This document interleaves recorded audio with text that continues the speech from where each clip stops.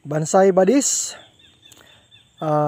this is Chris Sniper at ipapakita ko ngayon ang isang very relevant marker dito sa Team Jaguar. Ito siyang fixed stone, no? Na tinatawag natin na fulcrum point. Yan, may nakaukit yan buddies. Okay, kung pansinin natin sa compass direction, tinuturo niya ang 2 to 5 degrees. Baka simut yang 45 degrees. Doon na yan sa kabila. So ito siya ngayon. Dito sa harap ang dig site niya. Dahil ito yung naka wall type niya. Confirmation.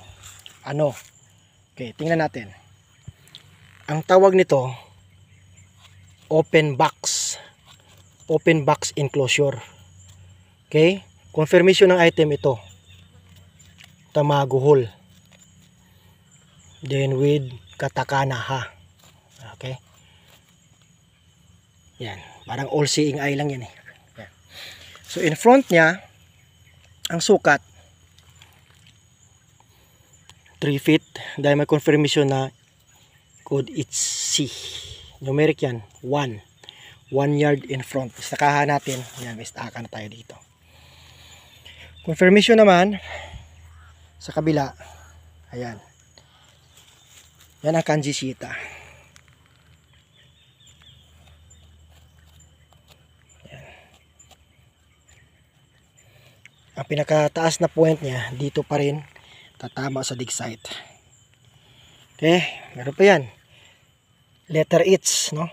O ano sa tingin mo, I or H. Confirmation ng katakana ha. Okay? So ito ngayon, lock point yan. Yan, nakawall ng konti. Sa harap niya, isang bato na naman. Yan. Then, sa kabila, may bato din dyan. May hole. No? Directional dito sa dig site natin. Okay. Kung titingnan natin, yan. 1, 2, 3. So, L-type ang dig site dito. So, ito yung tinatawag na square type TBL. Kwadrado siya buddies. Yan.